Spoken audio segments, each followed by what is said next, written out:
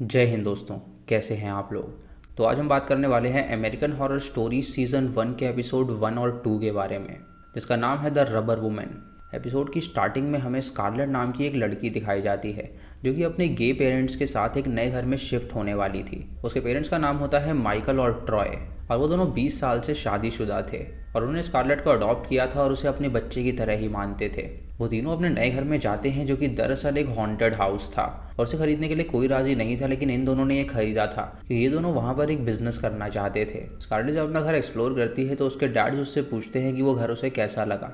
तो स्कारलेट उनसे कहती है कि अभी तक कोई भूत उसे नहीं दिखा है। ये सुन के वो दोनों हंसने लगते हैं और उससे कहते हैं कि यहाँ पर भूत जैसी कोई चीज़ नहीं है, बल्कि वो लोग यहाँ पर एक बिजनेस प्लान कर रहे हैं ताकि लोग यहाँ पर आकर लुत्फ उठा सकें, क्योंकि वो जानते हैं कि लोगों को हॉरर कितना ज़्यादा पसंद है। और अगर वो अपने घर को यहाँ पे हॉन्टेड बना के र्यूमर फैलाएंगे तो कई सारे लोग यहाँ पर आएंगे रहने के लिए, और इससे वो ढेर सारे पैसे कमा सकते हैं। स्कारलेट उनसे कहती है कि ये करने की क्या ज़रूरत है, तो माइकल उससे कहता है कि ये उनका सपना है और इसे वो पूरा करके ही रहेंगे। उसके बाद स्कारलेट अपने रूम में जाती है जहाँ पर वो अनपैकिंग करना शुरू कर देती है, लेकिन तभी अचानक उसके वार्डरोब के अंदर से एक बॉल आती है। ये देखकर उसे लगता है कि शायद उसके डैड ने वो बॉल फेंकी होगी, लेकिन जब वो वहाँ पर देखती है तो वहाँ पे कोई भी नहीं होता। उसके बाद वहाँ पर एक और बॉल आती है जिसे देखकर वो हैरान हो जाती है। जब बाहर जाती है तो अचानक एक दरवाज़ा खुलता है और उस दरवाजे के अंदर वो एक रबर सूट को देखती है जो कि उसे काफ़ी आकर्षित लगता है, तो वो उसे पहन लेती है। और जब वो अपने आप को आईने में देख रही होती है तो अचानक से वो एक आदमी को देखती है जो कि वो सूट पहना हुआ था। ये देखकर वो काफ़ी डर जाती है और उसे लगता है कि ये सूट हॉन्टेड है, इसीलिए वो उसे बाहर डस्टबिन में डाल देती है। अगले दिन वो अपने कॉलेज में जाती है जहाँ पे जब वो लेक्चर सुन रही होती है तो माया नाम की लड़की को देखती है जो कि उसे स्टेयर कर रही थी। ये देखकर वो समझ जाती है कि माया उसे पसंद करती है, और हम जान पाते हैं कि दरअसल स्कारलेट एक लेस्बियन है जो कि उसे भी पसंद किया करती थी। क्लास के बाद माया उससे मिलती है जो कि उससे कहती है कि वो उसे सच में काफ़ी पसंद है, अगर वो चाहे तो वो किसी दिन बाहर चल सकते हैं। तभी उसको तो शांति वहाँ पर आती है जो कि उससे कहती है कि वो माया की बातों में बिल्कुल ना आए, क्योंकि उनका जो गैंग है वो प्रैंक्स करता रहता है और उसे डर है कि कहीं वो लोग उसके साथ प्रैंक ना कर दे, क्योंकि हो सकता है कि माया उसके भावनाओं के साथ खेल रही हो। स्कारलेट उसकी बात को नज़रअंदाज कर देती है और उससे कहती है कि वो ऐसी नहीं है।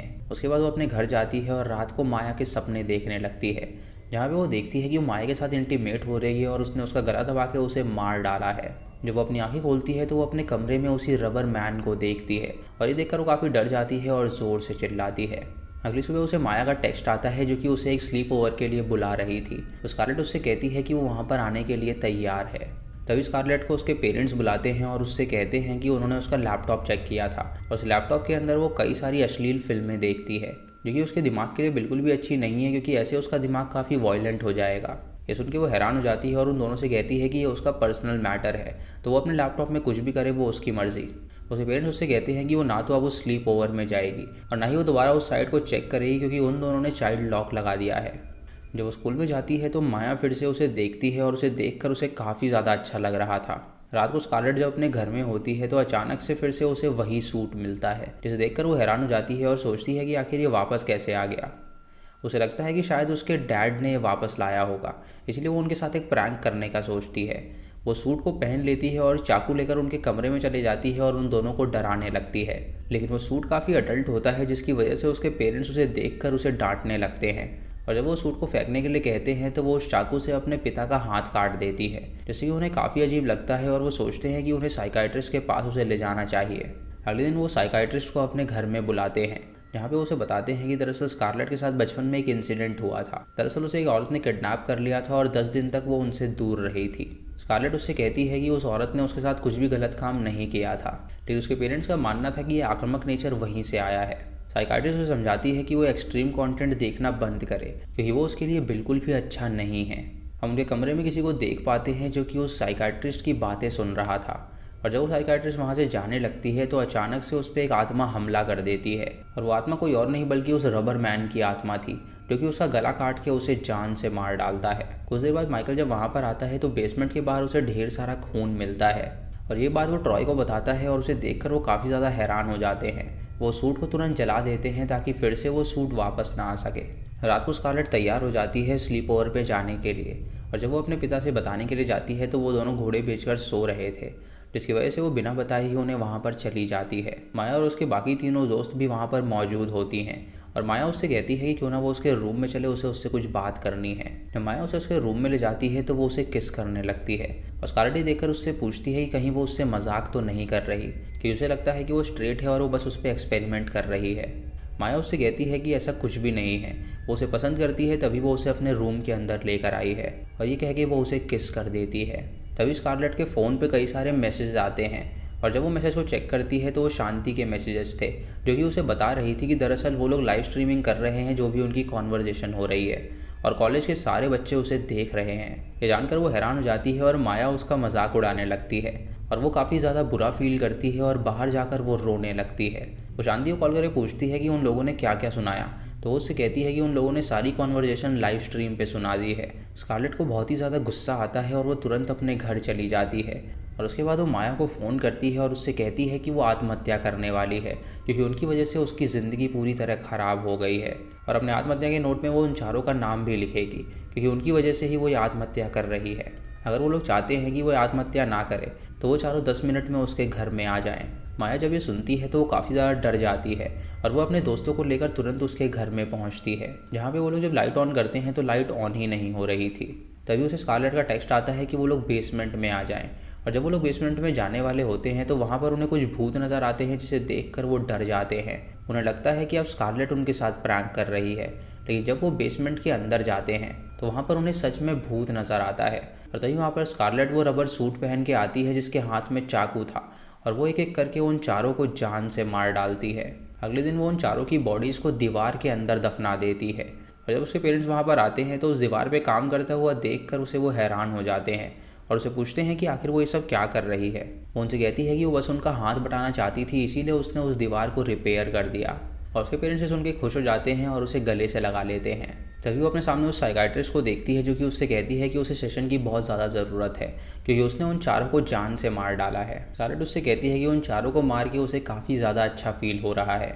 जैसे हम जान पाते हैं कि जो भी उस घर में मरता है उसकी आत्मा उसी के अंदर ट्रैप हो जाती है और साइकाइट्रिस्ट उस घर के अंदर मरी थी, इसीलिए उसकी आत्मा उसमें ट्रैप हो गई थी और तभी उसकी आत्मा स्कारलेट से बात कर पा रही थी। इसी के साथ फर्स्ट एपिसोड खत्म हो जाता है।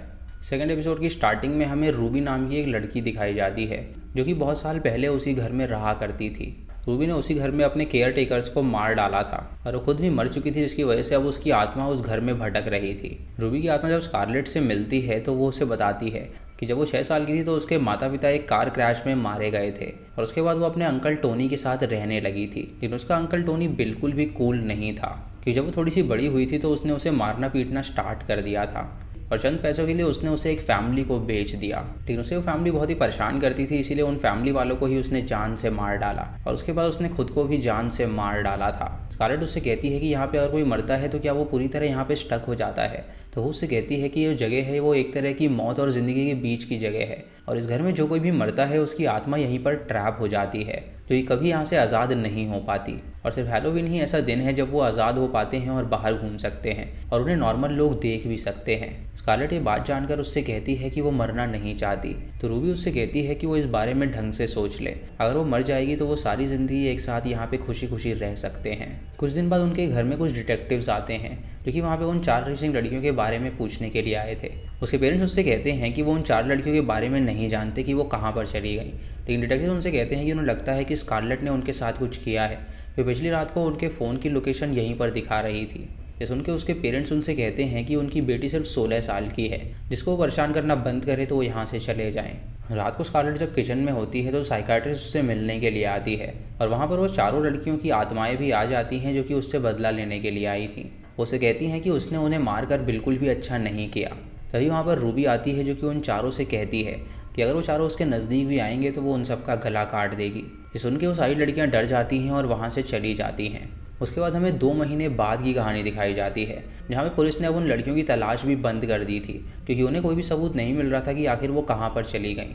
इधर स्कारलेट की फैमिली साइकाइट्रिस्ट को दोबारा से बुलाती है, जहाँ पे वो लोग उससे डिस्कस करने लगते हैं कि वो लोग घर में भूत देख रहे हैं। माइकल उनसे कहता है कि एक दिन जब वो नहा रहा था तो उसने एक भूत को देखा जो कि उस पर अटैक करना चाहता था, लेकिन ट्रॉय उससे कहता है कि ये सिर्फ उसका वहम है और कुछ भी नहीं। स्कारलेट और साइकाइट्रिस्ट ये बात जानती थी कि ये बिल्कुल सच है, क्योंकि साइकाइट्रिस्ट वहाँ पे मर चुकी थी, जो कि वहाँ पे ट्रैप थी, और स्कारलेट ये बात जानती थी कि यहाँ पे लोग मर के ट्रैप हो जाते हैं। अब वो लोग उस घर को रेनोवेट करने का सोच रहे होते हैं। तो ट्रॉय कॉन्ट्रैक्टर को लेकर आता है ताकि वो उस घर के कुछ हिस्सों को रेनोवेट कर सके। वो उसे ऊपर ले जाता है जहाँ पर वो उसे वो दीवार दिखाता है जो कि उसकी बेटी ने बनाई थी, और वहाँ पे वो उसके साथ फ्लर्ट भी करने लगता है ताकि वो उसका काम फ्री में कर दे और उन्हें पैसे ना देने पड़े। तभी वहाँ पर माइकल आ जाता है जो कि उसे फ्लर्ट करता हुआ देखकर उसे रोकता है और वो उस कॉन्ट्रैक्टर को वहाँ से भेज देता है। वो ट्रॉय से कहता है कि जो वो कर रहा है वो बहुत ही गलत है क्योंकि इससे उनकी शादी टूट सकती है। लेकिन ट्रॉय उसे मना लेता है और उससे कहता है कि वो कॉन्ट्रैक्टर उन्हें बहुत ज़्यादा ज़रूरी है क्योंकि उसकी मदद से ही वो लोग यहाँ पे रेनोवेशन कर पाएंगे। अगले दिन वो कॉन्ट्रैक्टर को बेसमेंट में लेकर जाता है जहाँ पे वो दोनों काफ़ी कोजी होते हैं, और ट्रॉय उससे कहता है कि इस बारे में वो उसके पति को बिल्कुल ना बताए क्योंकि अगर माइकल को पता चलेगा तो वो उससे डाइवोर्स ले लेगा। उसके बाद वो कॉन्ट्रैक्टर को ऊपर लेकर जाता है जहाँ पे कॉन्ट्रैक्टर अपने साथ एक लेबर को लेकर आया था, और तभी उस दीवार के अंदर से उन्हें बदबू आने लगती है। जब वो उस दीवार को तोड़ते हैं तो उसके अंदर उन्हें उन लड़कियों की लाश नज़र आती है, जिसे देखकर वो पेरेंट्स हैरान हो जाते हैं और समझ जाते हैं कि ज़रूर स्कारलेट ने ही उन्हें जान से मारा होगा। लेबर ये देख के कहता है कि वो पुलिस के पास जा रहा है ये सब बताने के लिए, लेकिन कॉन्ट्रैक्टर उसके सर पे वार कर देता है जिससे उसकी मौत हो जाती है। और वो उन दोनों से कहता है कि दरअसल वो एक बुरा आदमी है, तो वो इस कत्ल के बारे में पुलिस को बिल्कुल ना बताएं, वरना वो इन चारों लड़कियों के बारे में पुलिस को बता देगा।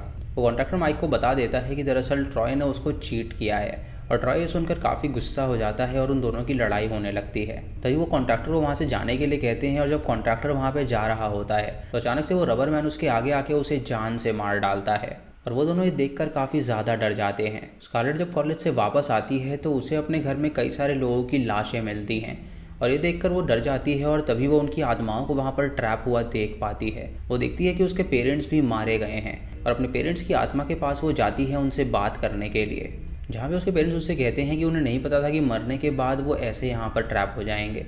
तो वो उन्हें बताती है कि वो ये बात पहले से ही जानती थी, और जिस लड़की ने उन्हें मारा है दरअसल वो उसकी गर्लफ्रेंड है और उसका नाम रूबी है। वो चाहती है कि वो सारी फैमिली एक साथ रहे, और उसका ये मानना है कि अगर वो भी मर जाएगी तो वो हमेशा उसके साथ रह पाएगी। उसे पेरेंट्स सुन के उससे कहते हैं कि उसे मरना नहीं है, वो इंसान बन के रहे क्योंकि ये उनका फेट है कि वो लोग मारे गए हैं, लेकिन मरने के बाद उन लोगों ने एक दूसरे को माफ़ कर दिया है और अब वो यहीं पर अपना सारा जीवन बिताएंगे। वो हैलोवीन का दिन होता है जब वो आत्माएं बाहर निकल सकती थीं, और स्कारलेट रूबी को लेकर फेस्टिवल में जाती है जहाँ पे वो खूब एंजॉय करती है। तभी वहाँ पर शांति आती है जो कि उसे उसके साथ देखकर हैरान हो जाती है, और वो उससे कहती है कि वो इतने दिनों से कहाँ पर थी। वो शांति को मनाने के लिए जाती है तो वो उससे कहती है कि उसे लगता है कि शायद उन चारों लड़कियों को उसने ही जान से मार डाला होगा क्योंकि वो एक साइकोपाथ है जो कि कुछ भी कर सकती है।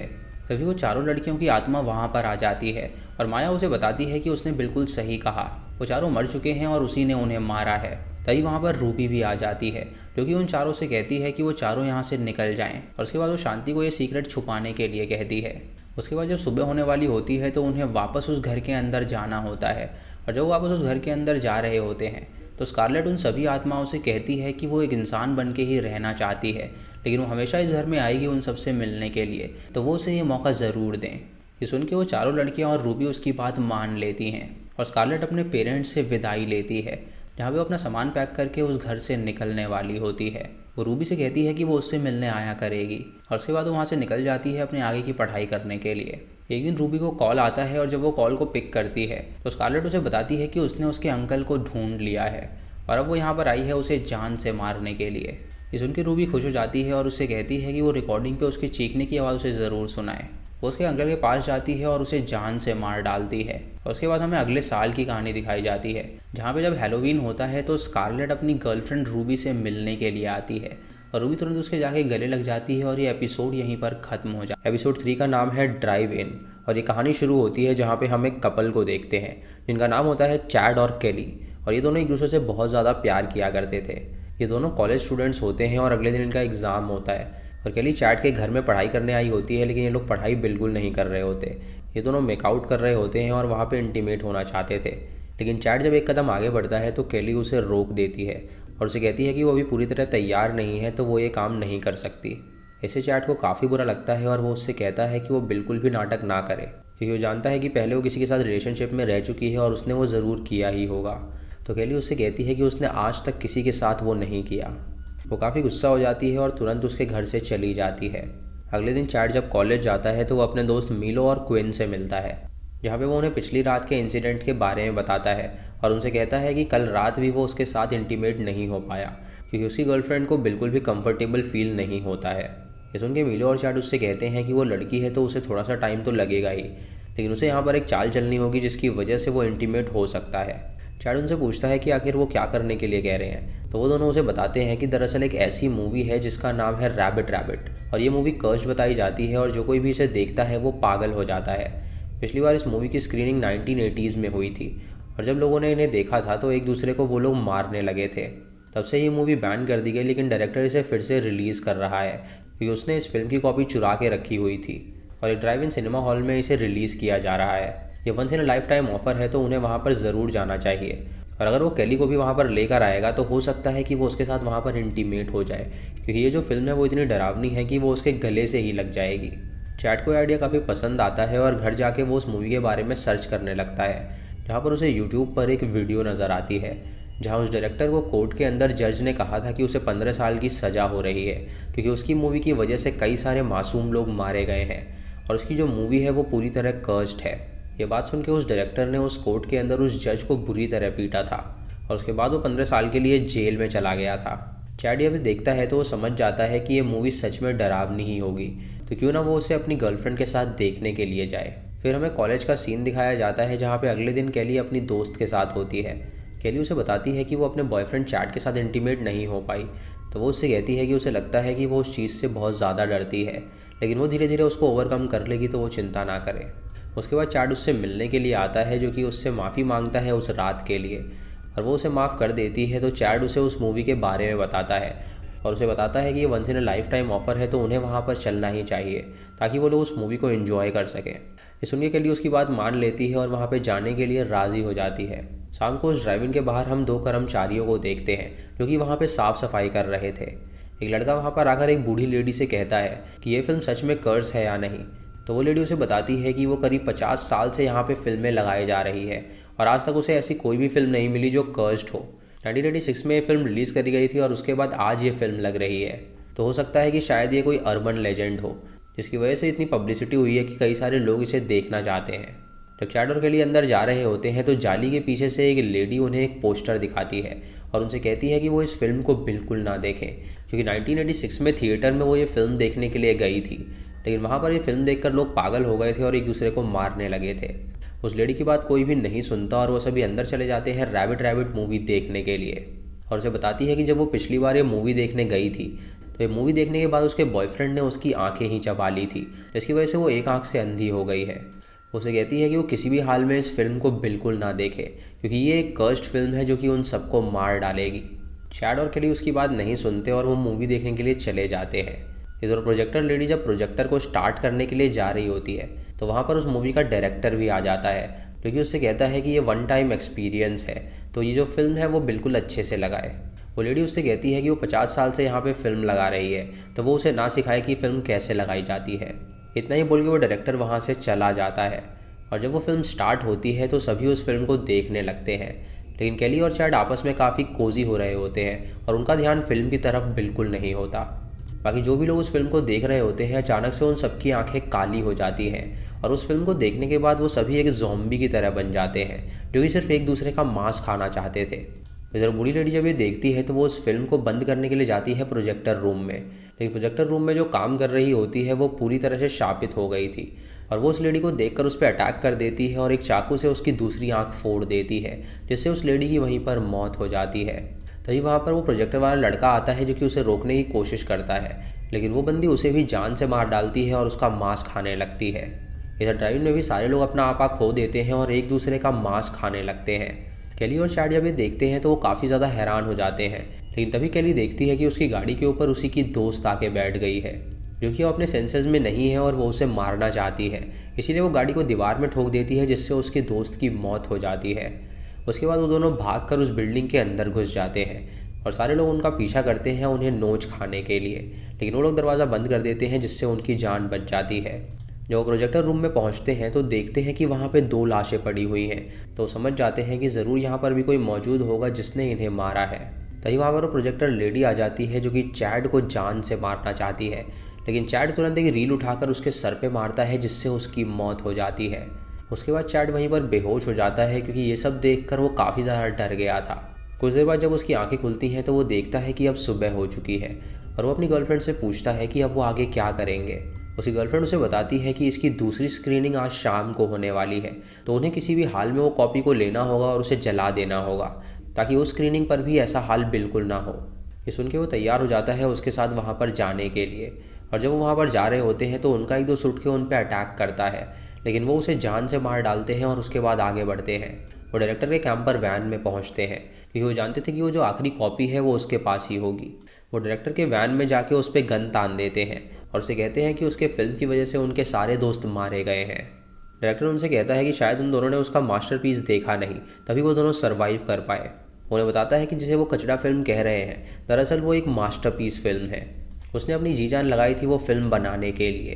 पहले वो असिस्टेंट डायरेक्टर था जो कि बड़े बड़े डायरेक्टर्स के लिए काम कर चुका है, और एक्सॉर्सिस्ट में जो कर्स्ड वाला सीन है वो भी उसी ने बनाया था। इसीलिए उसने रैबिट रैबिट नाम की एक मूवी बनाई, और उसने जब वो मूवी बनाकर एडिटर को दी थी एडिट करने के लिए, तो उसने देखा कि वो एडिटर ही पोजेस हो गई, जो कि अपनी उंगली ही काटने लगी थी, और समझ गया कि उसकी फ़िल्म पूरी तरह तैयार है।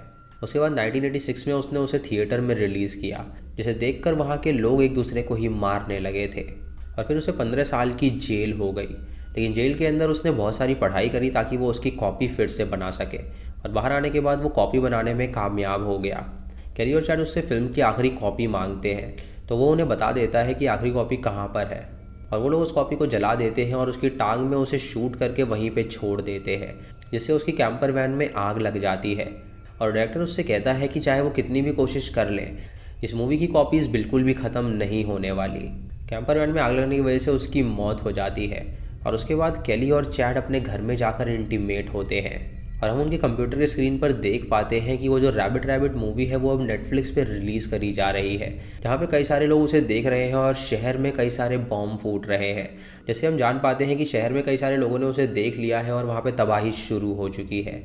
इसी के साथ ये एपिसोड यहीं पर ख़त्म हो जाता है। दोस्तों, इसके चौथे एपिसोड का नाम है द नॉटी लिस्ट, और ये कहानी है 4 सोशल मीडिया इन्फ्लुएंसर्स की, जो कि ब्रो हाउस नाम के चैनल के ओनर होते हैं, और ये चारों मिलकर अपने यूट्यूब चैनल पर कई सारे प्रैंक्स करते हैं, जो कि लोगों को काफ़ी पसंद आते थे और उन्हें ढेर सारे लाइक्स मिलते थे।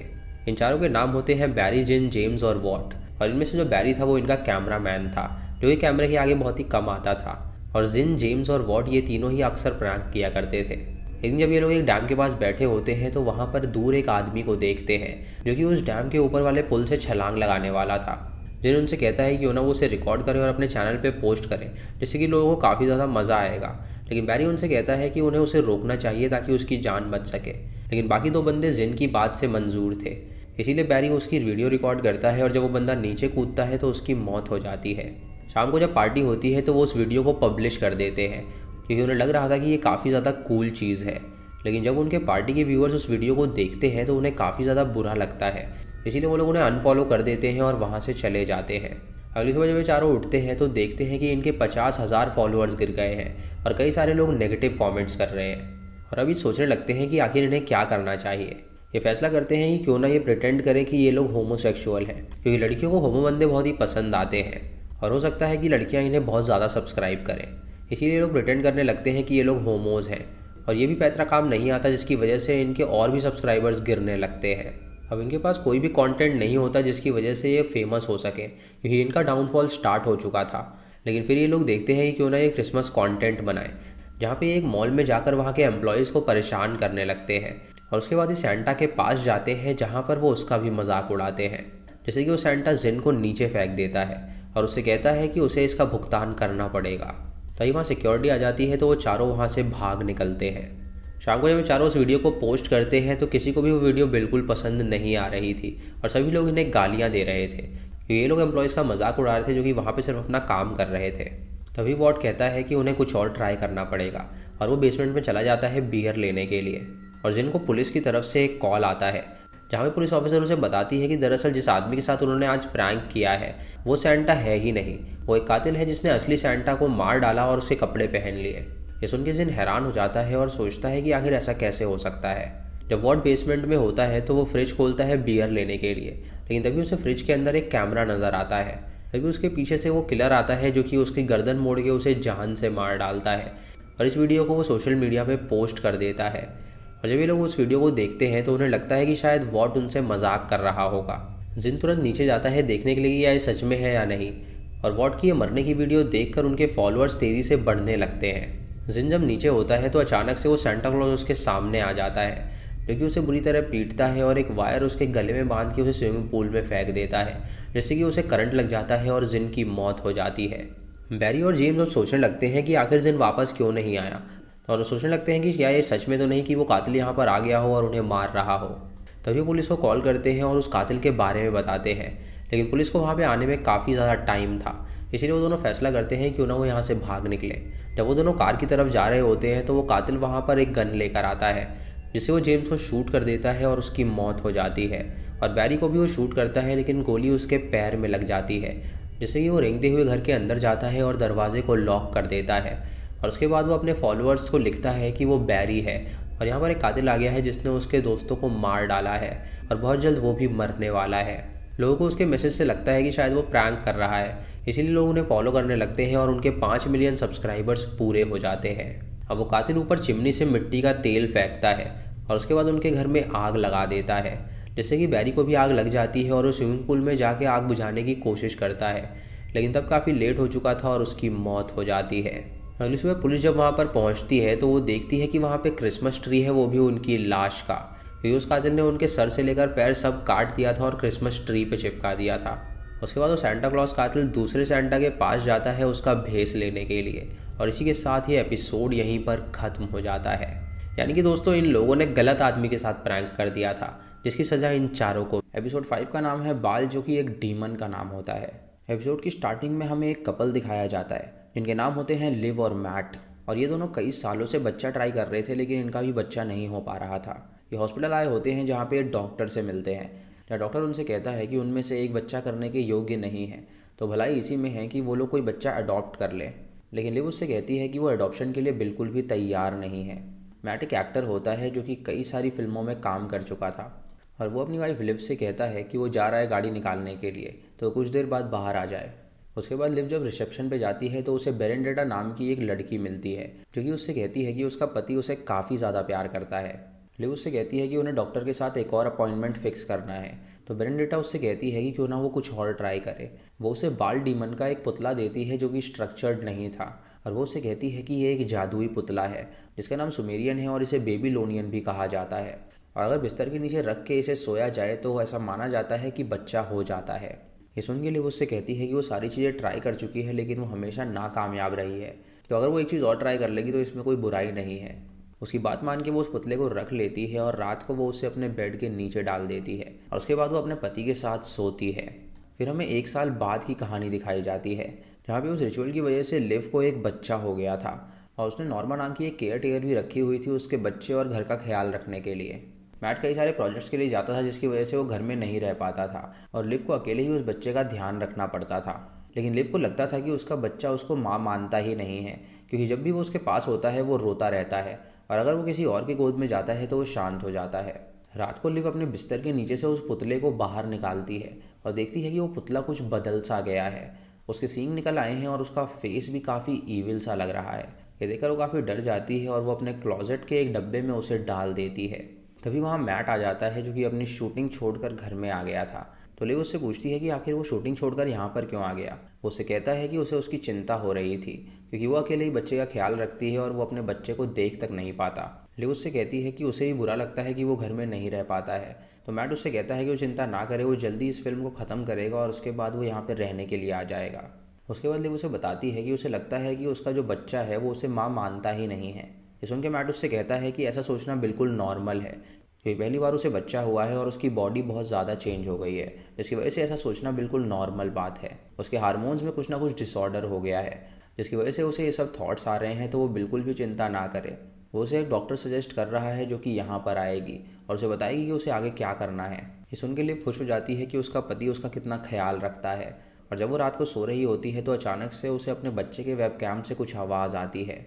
जब वो कैमरे की तरफ देखती है तो वहाँ पे उसे एक डीमन नज़र आता है जो कि उस बच्चे को लेने आया था, और ये देखकर वो काफ़ी डर जाती है और तुरंत भागकर अपने बच्चे के पास जाती है और देखती है कि वो बिल्कुल सही सलामत है। तभी अचानक उसे वो क्लोजेट खुला हुआ दिखता है, और जब वो उसके अंदर देखती है तो उसे वहाँ पर कुछ भी नहीं मिलता। तभी वो कैमरा में देखती है और उसे पता चलता है कि वो डीमन ठीक उसके पीछे खड़ा है, और जब वो पीछे मुड़ती है तो वहाँ पर भी उसे कुछ भी नज़र नहीं आता। इस घटना के बाद वो काफ़ी डर गई थी और वो तुरंत डॉक्टर के पास जाती है अपना चेकअप कराने के लिए, जहाँ पे डॉक्टर उससे पूछती है कि आखिर उसके साथ क्या हो रहा है। जब डॉक्टर को सारी बात बताती है तो डॉक्टर उससे कहता है कि ये बिल्कुल नॉर्मल चीज़ है, दरअसल उसके हार्मोन्स डिसबैलेंस हो रहे हैं, इसीलिए वो ऐसी चीज़ें इमेजिन कर रही है। नीरू उससे कहती है कि अगर वो उसे कोई पिल्स प्रिस्क्राइब कर रही है तो उसे वो पिल्स नहीं चाहिए, क्योंकि उसका मानना है कि अगर ये नॉर्मल चीज़ है तो वो बिना पिल्स के भी ठीक हो सकती है। उसके बाद वो अपने घर में चली जाती है, जहाँ पे वो अपने बच्चे को नहलाने लगती है, और इस बार उसका बच्चा उसके टच से बिल्कुल भी रो नहीं रहा था। वो अपने बच्चे को नहला के सुला देती है, जिससे उसे काफ़ी अच्छा लगता है, और आज वो बहुत ही खुश थी क्योंकि उसको लग रहा था कि उसका बच्चा उसे माँ मानने लगा है। जब मैट वापस घर आता है तो वो उसे इसके बारे में बताती है, तो मैट उससे कहता है कि ये सब उस डॉक्टर का कमाल है, उसने डॉक्टर से बातें करी, उससे कई सारी चीज़ें सॉल्व हो पाई हैं। जब मैट अपने काम पे चला जाता है तो लिव अपने बच्चे के पास जाती है, जहाँ पर उसके बेड के ऊपर वो उसी पुतले को देखती है जिसके अब विंग्स भी निकल आए थे। ये देखकर वो हैरान हो जाती है और उसे लगता है कि नॉर्मा ने ये किया है, और वो नॉर्मा के पास जाके उससे पूछती है कि क्या ये पुतला क्लोजेट से उसने बाहर निकाला था। नॉर्मा जब उस पुतले को देखती है तो वो काफ़ी डर जाती है और उसे कहती है कि ये डीमन का पुतला है और उसे यहाँ पर नहीं होना चाहिए। वो बहुत ज़्यादा डर गई थी और वो तुरंत उसकी जॉब छोड़कर चली जाती है। तभी लिव को बेसमेंट के अंदर से कुछ आवाज़ आती है, और जब वो बेसमेंट के अंदर जाती है तो उसे वहाँ पर स्क्रैच के निशान मिलते हैं। ये देखकर वो काफ़ी घबरा जाती है और उसे लगता है कि ज़रूर वो डीमन यहाँ पे रह रहा है। जब उसका पति वापस घर में आता है तो वो उसे सारी बात बताती है, तो मैट उससे कहता है कि क्या पता वहाँ पे कोई रकून आ गया होगा जो कि ये सब स्क्रैच बनाया हो, लेकिन लिव का यही कहना था कि वहाँ पे कोई डीमन रहता है। वो उसे सच बताती है कि उसने दरअसल एक पुतले की मदद से अपने बच्चे को पैदा करवाया है, और उसका मानना है कि ये डीमन का पुतला है और उसकी मदद से वो बच्चा पैदा हुआ है और वो उसे वापस लेने आया है। ये सुन के मैट उससे कहता है कि वो डॉक्टर से इस बारे में पूछेगा कि वो आगे क्या कर सकते हैं।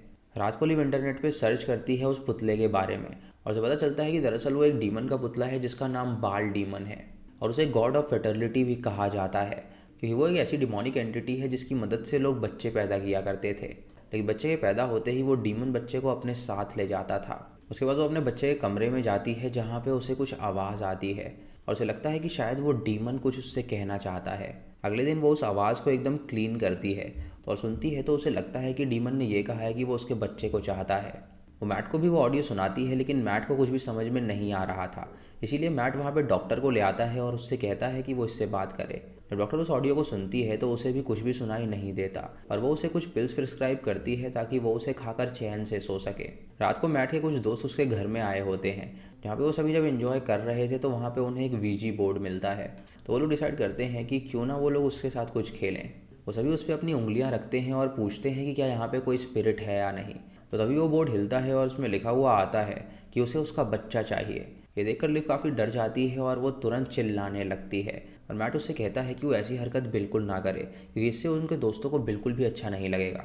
लेकिन वो उससे कहती है कि उसे उसके दोस्तों से कोई मतलब नहीं है। वो तुरंत अपने बच्चे के पास जाती है और उसे गोद में ले लेती है, और तभी वो खिड़की पे बाल डीमन को देखती है जो कि उसकी तरफ देखकर चिल्ला रहा था। ये देखकर वो उससे कहती है कि वो उसे अपना बच्चा कभी भी नहीं देने वाली। अगले दिन वो बर्नाडेट के पास जाती है और उससे उस पुतले के बारे में पूछती है, और उसे कहती है कि आखिर उसने उसे पुतला दिया क्यों था। बर्नाडेट उसे अपने घर में लेकर जाती है और उसे बताती है कि दरअसल बस वो उसकी मदद करना चाहती थी, और उसे नहीं पता था कि ये पुतला जो है वो बाल डीमन का है। उस बाल डीमन को रोकने के लिए उसे जान से मारना पड़ेगा, और उसे जान से मारने के लिए वो उसे एक चाकू देती है, जो कि बहुत ही पुराना चाकू था और वो किसी रिचुअल से बनाया गया था। अब लिव रात को अपने घर में कैंडल जलाती है और रिचुअल परफॉर्म करने लगती है, और बुक में जैसे स्पेल लिखे होते हैं वो वैसे ही स्पेल पढ़ने लगती है। तभी उसे लगता है कि बाल डीमन आ गया है, तो वो उस पर चाकू चला देती है, लेकिन वो देखती है कि दरअसल वो बाल डीमन नहीं बल्कि उसका पति है। ये सीन यहीं पे कट हो जाता है और उसके बाद हमें 2 हफ्ते बाद की कहानी दिखाई जाती है, जहाँ पर हम लिव को देखते हैं जो कि अब एक मेंटल हॉस्पिटल में थी, और उसके वार्ड में मैट आता है उससे मिलने के लिए। मैट उससे कहता है कि वो चाहता है कि वो उसके साथ वापस रहने आए, तो लिव उससे कहती है कि अगर वो वहाँ पर आएगी तो वो खतरा बन जाएगी, इसीलिए वो नहीं चाहती कि वो उसके साथ दोबारा रहने आए।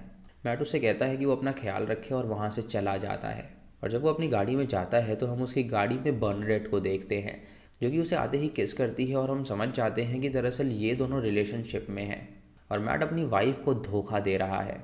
वो घर जाके उसके दोस्तों को बुलाता है और सभी लोग सेलिब्रेट करते हैं, और उनकी बातों से हमें पता चल पाता है कि दरअसल वो लोग लिव को पागल बनाना चाहते थे, इसीलिए उन सब ने ये ड्रामा किया ताकि लिव मेंटल इंस्टीट्यूशन में चली जाए और मैट अपनी गर्लफ्रेंड बेर्नाडेट से शादी कर सके। उन सब ने झूठी कहानी बनाई थी, और दरअसल प्रोस्थेटिक के मदद से एक बंदा बाल डीमन बनता था और उसे डराया करता था। वो सभी ये सारी बातें याद करके बहुत ही खुश हो रहे होते हैं, लेकिन तभी अचानक वहाँ पर बाल डीमन आ जाता है जो कि एक एक करके उन सबको जान से मारने लगता है। मैट जब ये देखता है तो काफ़ी ज़्यादा हैरान हो जाता है, लेकिन वो बाल डीमन उसे छोड़ देता है। कुछ दिनों बाद मैट को जेल हो जाती है और जब वो जेल में होता है तो उसकी वाइफ लिव उससे मिलने के लिए आती है, क्योंकि उससे कहती है कि उसे यकीन नहीं हो रहा कि उसने उसे धोखा दिया। मैट उससे कहता है कि उसके पास पैसे नहीं हैं लॉयर रखने के लिए, तो कृपया करके वो उसके लिए लॉयर रखे। तो उसकी वाइफ उससे कहती है कि उसने उसे धोखा दिया था और अब उसने अपने ही दोस्तों को मार डाला है, तो वो जेल में आ गया है।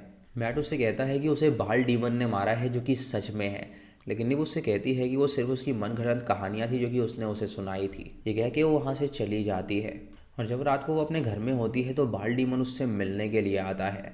तभी हमें फ्लैशबैक में दिखाया जाता है कि दरअसल एजाइलम में उसने वो रिचुअल परफॉर्म किया था जहाँ पे सच में उसने बाल डीमन को समन कर लिया था, और बर्नाडेट ने जो उसे स्पेल्स दिए थे वो एकदम असली स्पेल्स थे, जिसकी वजह से बाल डीमन वहाँ पर आ गया था उसकी मदद करने के लिए। बाल डीमन उससे अपनी आज़ादी मांगता है। उसने बाल डीमन को बंदी बना लिया था और वो डीमन उससे अपनी आज़ादी मांगता है, लेकिन लिव उससे कहती है कि अगर वो उसे खुश करेगा तो वो उसको आज़ाद कर देगी।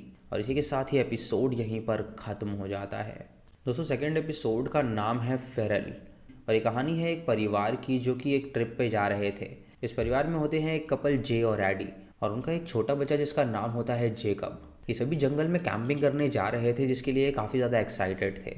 और जब ये लोग उस डेस्टिनेशन में पहुंचते हैं तो वो काफ़ी ज़्यादा खुश हो जाते हैं।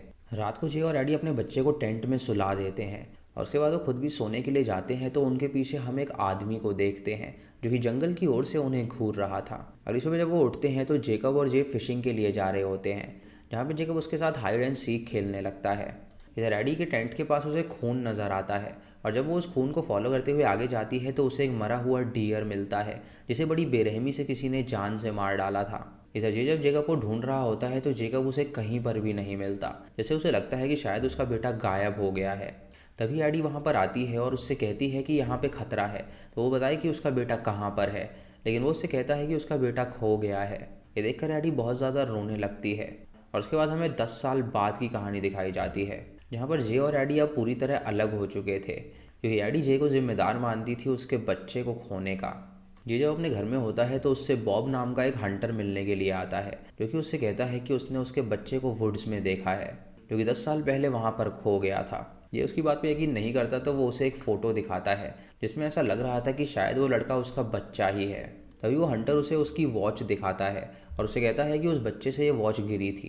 ये देखकर जे समझ जाता है कि उस दिन उसके बच्चे को उसने वो वॉच दी थी, और वो उसके साथ जाने के लिए तैयार हो जाता है। लेकिन वो उससे पूछता है कि आखिर वो उसकी मदद क्यों कर रहा है, तो बॉब उससे कहता है कि उसके बच्चे को वापस लाने के लिए उसे $10,000 चाहिए। अब जे के पास उतने पैसे नहीं होते, इसीलिए वो अपनी वाइफ के पास जाता है, जो कि अब किसी और आदमी के साथ रह रही थी। अपनी वाइफ से वो सारी बात बताता है, तो वो उससे कहती है कि क्या पता वो आदमी फ्रॉड हो, जो कि यहाँ पे सिर्फ पैसे कमाने आया हो। लेकिन जे उसे वो वॉच दिखाता है और उससे कहता है कि ये वही वॉच है जो कि उसने अपने बच्चे को दी थी, तो वो उसकी बात का विश्वास करे और उसे एक मौका दे। ये सुन के एडी मान जाती है और उस आदमी को पैसे दे देती है, और वो तीनों निकल जाते हैं जंगल की ओर अपने बच्चे को ढूंढने के लिए। जब वो सभी आगे जा रहे होते हैं तो जंगल में हम कुछ क्रीचर्स को देखते हैं जो कि उन पर नज़र बनाए हुए थे। कुछ देर बाद वो आगे बढ़ते हैं जहाँ पर उन्हें रेंजर का ऑफिस मिलता है, और तभी वहाँ पर स्टैन नाम का रेंजर आता है जो कि उनसे पूछता है कि आखिर वो लोग यहाँ पर क्यों आए हैं। वो उसे बताते हैं कि दरअसल वो अपने बच्चे को ढूंढने के लिए आए हैं। तो स्टैन उनसे कहता है कि इस जंगल में जो कोई भी खोता है वो कभी आज तक नहीं मिला है, तो वो इन बातों में ना आए और वापस चले जाएं। लेकिन वो लोग उससे कहते हैं कि वो बिना उसे लिए वापस नहीं जाने वाले। बॉब उन्हें बताता है कि ये जंगल जैसा लोग सोचते हैं वैसा है नहीं, यहाँ पर कुछ अजीब चीज़ भी रहती हैं जो कि आज तक अनएक्सप्लेन्ड है, और किसी को नहीं पता कि आखिर वो चीज़ें क्या हैं। ये सुन के जे और एडी डर जाते हैं, लेकिन वो उससे कहते हैं कि वो अपने बच्चे को लिए बिना बिल्कुल नहीं जा सकते। इसीलिए वो सभी आगे बढ़ने लगते हैं, जहाँ पे बॉब उन्हें एक ड्रग कार्टेल के पास लेकर जाता है, जहाँ पे उन्हें कई सारे लोग मरे हुए मिलते हैं जिन्हें देखकर वो हैरान हो जाते हैं। बॉब उनसे कहता है कि आखिर ये कैसे हो सकता है। इन लोगों ने उसे वादा किया था कि ये लोग उन्हें जान से मार डालेंगे, और यही लोग उल्टा जान से मर गए हैं। जे उससे पूछता है कि आखिर वो किस बारे में बात कर रहा है, तो बॉब उसे बताता है कि दरअसल वो एक फ्रॉड है और उसे $10,000 की ज़रूरत थी, इसीलिए उसने ये आइडिया बनाया। उसे उसका बच्चा बिल्कुल भी नहीं मिला है, बल्कि उसका प्लान था कि वो यहाँ पर इस ड्रग कार्टेल के पास उन्हें लेकर आए ताकि ये लोग उन्हें जान से मार डालें, और वो पुलिस को जाके ये बोल दे कि वो लोग जंगल में खो गए हैं, जिससे कि उस पर केस भी नहीं बनेगा और उसे पैसे भी मिल जाएंगे। एडी सुन के जैसे कहती है कि उसे पहले ही पता था कि ये फ्रॉड है, लेकिन वो उन पे गन तान देता है उन्हें जान से मारने के लिए। लेकिन तभी अचानक ये मुर्दा इंसान उठता है और उसे काट खाता है, जिससे कि वो गोली चल जाती है और जे के पेट में लग जाती है। एडी तुरंत जे को लेकर भागने लगती है ताकि वो रेंजर के ऑफिस में जा सके। इधर बॉब के सामने कई सारे कैनिबल्स आ जाते हैं जो कि उसे जान से मार डालते हैं। अब एडी और जे भागते हुए स्टैन के पास पहुंचते हैं, जहाँ पे स्टैन उनकी मरहम पट्टी करता है और उनसे पूछता है कि उन्हें किसी ने फॉलो तो नहीं किया। वो दोनों उसे बताते हैं कि उन्हें नहीं पता कि उन्हें कोई फॉलो कर रहा था या नहीं, लेकिन वो इतना जानते हैं कि एक मुर्दा इंसान जिंदा हो गया था और बॉब को उसने काट खाया और सभी मिलकर उसका मांस खाने लगे थे। स्टैन सुन के समझ जाता है कि उन लोगों ने यहाँ पे गड़बड़ कर दी है। तभी जे स्टैन पे गन तान देता है और उसे कहता है कि वो उसे सारी बात बताए कि आखिर यहाँ पर कौन लोग हैं और उनसे क्या चाहते हैं। ये सुन के स्टैन उन्हें एक फ़ाइल दिखाता है और बताता है कि ये जंगल बहुत पुराना है और सालों से यहाँ पर कुछ ऐसे लोग रहते हैं जो कि इंसान का मांस खाते हैं। सरकार उन्हें फेरल नेशन बुलाती है और दरअसल वो जंगल में रह के पूरी तरह जानवर ही बन गए हैं। वो जानवरों की तरह चलते ही हैं और जानवरों की तरह काटते भी हैं और किसी भी न्यूज़पेपर आर्टिकल में आज तक उनका जिक्र नहीं किया गया है, क्योंकि सरकार ने मना किया है कि उनके बारे में किसी को भी ना पता चले। ये सुन के चे और एडी हैरान हो जाते हैं और उन्हें पता चलता है कि शायद उनके बेटे को भी उन्हीं कैनिबल्स ने किडनैप किया होगा। उसके बाद स्टैन अंदर जाता है ताकि वो वहाँ पर टीम बुला सके, क्योंकि उसे पता लग गया था कि वो लोग ज़रूर फॉलो करते हुए उन्हें यहाँ पर आएंगे। तभी वो एक कांच को टूटा हुआ पाता है और जब वो ऊपर की तरफ देखता है तो सीलिंग की तरफ एक कैनिबल होता है जो कि उस पर अटैक कर देता है, तो वो उसे बचने लगता है। तभी वहाँ पर ढेर सारे कैनिबल्स आ जाते हैं जो कि स्टैन को पकड़ लेते हैं और उसे नोच खाते हैं। जे और एडी ये देखकर हैरान हो जाते हैं और तुरंत वहाँ से भागने लगते हैं और सारे कैनिबल्स उनका पीछा करने लगते हैं। देखते हुए उनके अड्डे पे पहुँच जाते हैं, जहाँ पर वो एक छोटे लड़के को देखते हैं जो कि हड्डियों की गद्दी पे बैठा हुआ था और उसके गले में वो वॉच थी जो कि उसके पिता ने उसे बचपन में दी थी। जे और एडी ये देखकर समझ जाते हैं कि वो उनका बेटा जेकब है और उसे देखकर वो काफ़ी ज़्यादा खुश हो जाते हैं। इन कैनिबल्स ने जेकब को अपना राजा बना रखा था और जब ये बूढ़ा कैनिबल उससे पूछता है कि आखिर ये लोग कौन हैं, तो वो उन्हें बताता है कि ये डिनर है। तभी वो सारे कैनिबल्स उन पर अटैक कर देते हैं और उन दोनों को जान से मार डालते हैं और जेकब भी उनका खून पीता है और इसी के साथ ही एपिसोड यहीं पर ख़त्म हो जाता है। यानी दोस्तों जेकब अपने माता पिता को पहचान नहीं पाया था, क्योंकि वो 10 साल से उन फेरल्स के बीच ही रह रहा था, लेकिन उसके माता पिता ने उसे पहचान लिया था। लेकिन वो उसे यकीन कैसे दिलाते कि वो उसके माता पिता हैं। दोस्तों ये थे आज के 2 एपिसोड्स। आगे के एपिसोड्स हम बहुत जल्द लाने वाले हैं, तो चैनल को सब्सक्राइब करके बेल आइकॉन ज़रूर दबा दीजिएगा और कमेंट सेक्शन में ये ज़रूर बताइएगा कि इन दोनों एपिसोड में से आपको कौन सा एपिसोड बढ़िया लगा। मेरे को पर्सनली बाल डीमन वाला एपिसोड काफ़ी अच्छा लगा। तो दोस्तों ये थी आज की वीडियो। अब मैं मिलता हूँ आपको अगली वीडियो के साथ, तब तक के लिए जय हिंद।